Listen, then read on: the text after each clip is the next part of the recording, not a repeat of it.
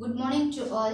Today we are going to continue the same chapter, that is chapter 5, the key to happiness. So as I already told, from this lesson the value which we are going to learn is love. In the previous week we have discussed about what is love and what St. Paul tells about love.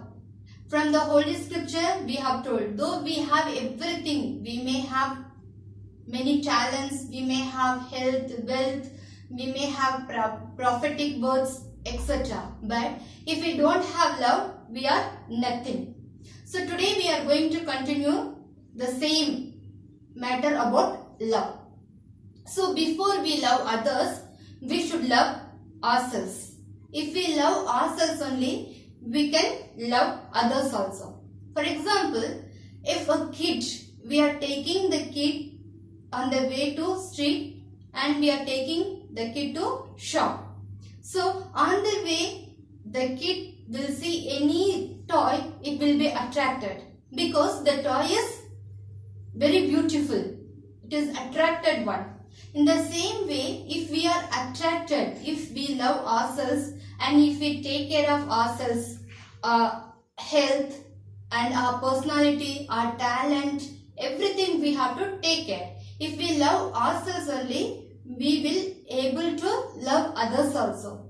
And when we love ourselves, we come to know our weaknesses, our faults, all these things. So when we accept our weakness and when we accept our faults, we also will accept other faults and others' mistakes. So dear children, first you have to love yourself. The next one, we are bound to love ourselves because we are the temple of God. We are not merely have flesh. When God lives within us, then only we call human being. For example, the moment we die, no one will call us human being, dead body, because it's merely flesh. It doesn't have any spirit. The spirit which lives in us, it's a God's spirit because we are the image of God. So till God is living inside, we are temple of God. So we have to take care of our body. Our responsibility to keep the body and mind clean. Always, not only our body, also our mind. We have to purify our mind. Physically, mentally and spiritually. We have to do meditation. In short, we should consider the body as temple since it is the living abode of God. We have to love ourselves first, then others will realize us and they will see God in us. So, if we love ourselves only, others will realize that God is living within us. So in order to keep yourselves internally beautiful, you need the grace of God. You should develop spiritual love within you. If you possess the godly love, surely it will be reflected on your face. That is why it is said, face is the mirror of the mind. My dear children, our external beauty is not lying on our makeup. So we need grace of God. In our face, we should have grace of God. It is not that foundation cream, lipstick, all these things we are putting and we are making ourselves beauty. It will go one day. When the age grows, it will go. But the grace of God which lies upon our face and upon us, it will never end. So always we have to try to get the grace of God on us. Love is very closely related to motivation.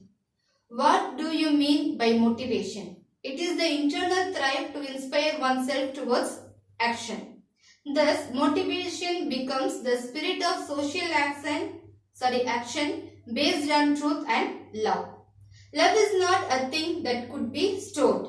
Love does not become love until it reaches the other. So, sometimes we will think that I love someone, but we will not express and we will not talk, we will not communicate. So until it reaches to the next person, it is not called love. So we cannot talk about love. When it comes and when it lies on action, then only we can accept that is love. So remembering the great saying, what you sow, so you will reap. Whatever you sow. For example, there is a piece of land. In that you are sowing wheat. So after 6 months, what you will reap? The same wheat only. You can't reap rice. So in the same way, whatever good things you are doing, the same thing will come to you. If you do the wrong things, then the same thing will come to you. So always we have to think good thoughts, and we have to talk good words, and we have to do good deeds. Love is very well reflected in forgiveness. You might have heard about the famous proverb, to err is human, but to forgive is divine. It is very difficult to develop a heart that to forgive others. The negative feelings of enmity and disagreement are easily developed in human mind, and they become deep-rooted. When love wants to join hands together, these negative feelings may keep the hearts distant. This may give birth to a number of evil thoughts like distrust, hatred, misinterpretation, etc. within the mind. These negative feelings will keep two persons as separate corners. They will develop an I feeling within them. They would not allow them to move towards others. So when two friends are there, surely misunderstanding will come, because these two are from different family backgrounds, different thinkings, and they both are unique.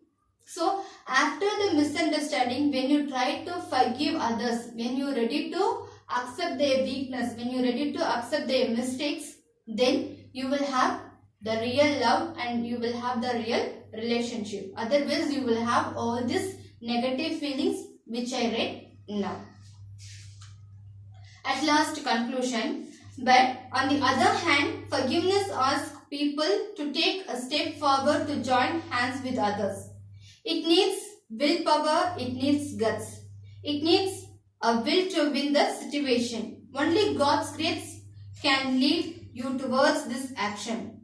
This grace is needed for both the forgiver and the forgiven.